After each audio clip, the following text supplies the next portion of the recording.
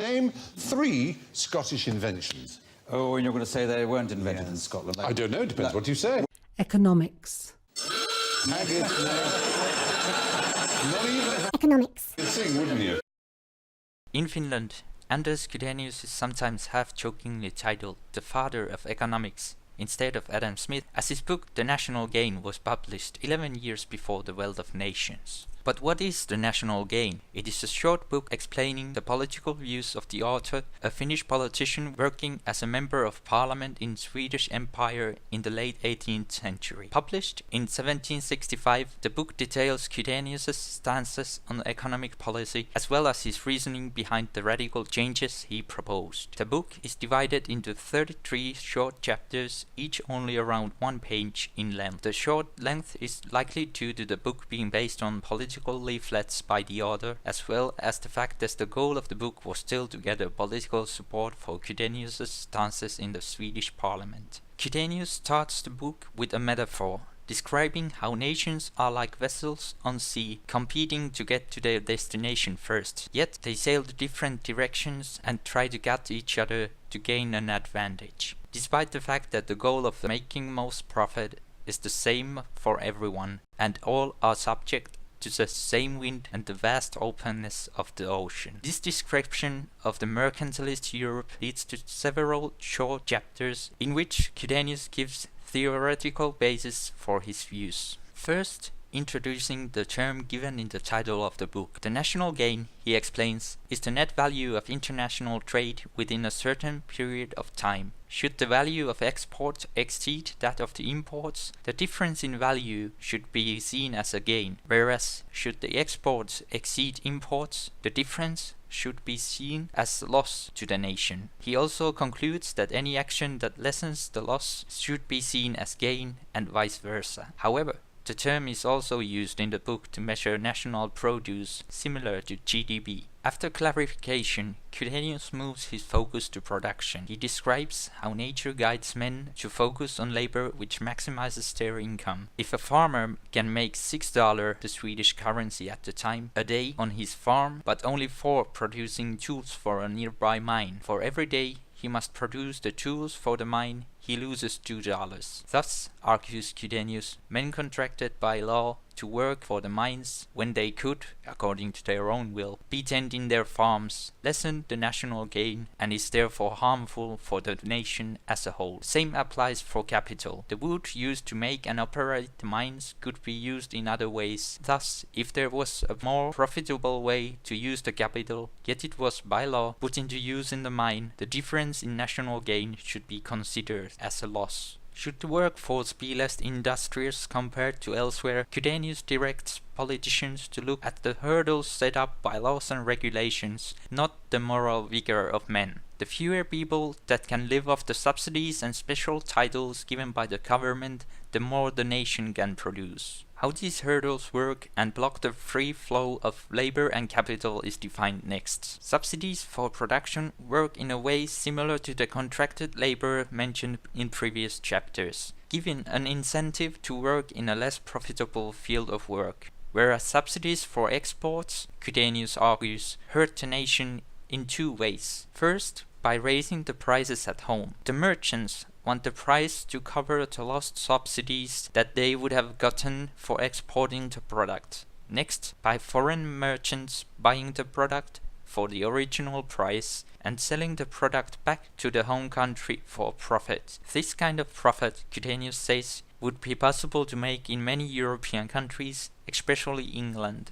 Government cannot tell how industries develop and thus legally codifying privileges for professions and what they can and cannot make will only hinder the profitability of those professions. Same can be said for limiting certain professions to cities or countryside. Farmers that are forbid the right to work as an artisan and sell their products grow poorer and unable to provide for his family what he could if he had the freedom to work as he wished. Master artisans profit from the work of the journeymen who are unable to work freely under their own brand. This leads to skillful labor moving to countries where they can immediately work as a master or change their occupation free from legal constraints. The government cannot tell from the value of exports in which industry a single worker can make the largest profit, nor can it say how many workers said industry requires, even if the government should find the perfect balance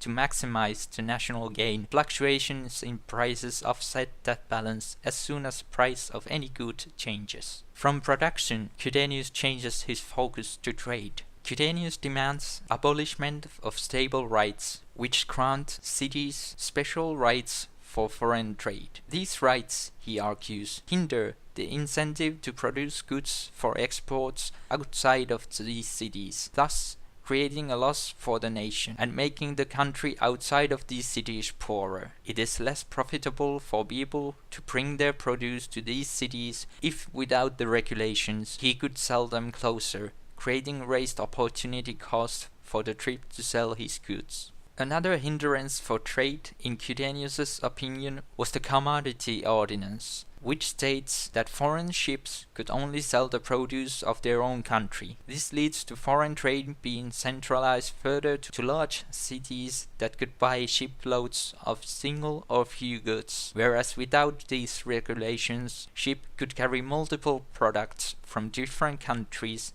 and sell them in any city in need of these goods. The national gain is not determined by the number or type of industry in the country, but by the total income and profit of its citizens. Newer industries may be the key for enriching the nation, but no subsidies or regulations are needed. The industry will attract the workers it needs with higher wages than the ones the workers would earn in their previous occupations. No foreign labor should be hired by the government to come work in those industries. Skillful labor comes if it can grow its income. Less regulation also eases the constraints on courts, as less cases are brought forward by those in professions endowed with special privileges. As a political work, this book is a magnificent milestone in Northern Europe and led to great liberalization in Swedish economic policy. Throughout the book, Chydenius sees imports as something negative, Swedish capital leaving the country, something clearly instilled to him by the mercantilism plaguing Europe at the time. But he goes on to argue for specialization and trading for goods with other nations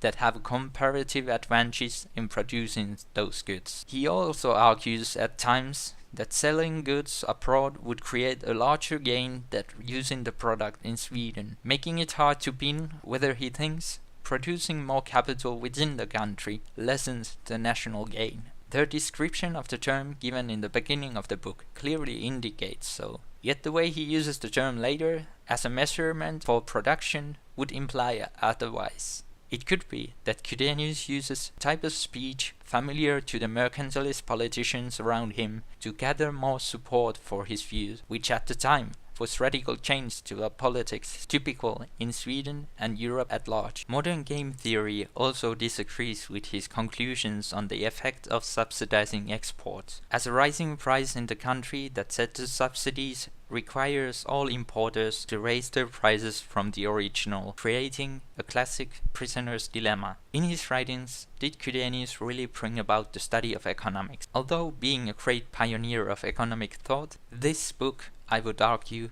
cannot be said to have given birth to economics. His books are an excellent piece of Enlightenment age philosophy, but compared to Wealth of Nations, I do not think the national gain alone would suffice to be considered the sole founding text of economics. Chydenius made other books similar to the national gain with the same economic lens. However, these books would come later after the publication of Wealth of Nations and would be short takes on political questions like the one we just explored. So instead of father of economics, I think we can be just as excited to celebrate a politician who helped to create the region modern Finland and the legacy of whom we can still see today, as well as a great philosopher who fought for the rights for people to live where and as they pleased, without government interference. I say let the Scots have this one. Like in all things, international exchange brings forth great new ideas as well as continuous improvements. Okay, this was the first YouTube video I made. I'll be doing similar videos in the future. I am at the moment reading The Natural Rights of Masters and Servants by Chydenius and Guns, Germs and Steel by Jared Diamond. I've been planning to make a more impromptu review of the latter, as well as similar in-depth reading of the former, as soon as I'm done with them. So finger that thumb thingy and call me gay in the comments. That's how it works, right? And I see you when I'm done. I call you.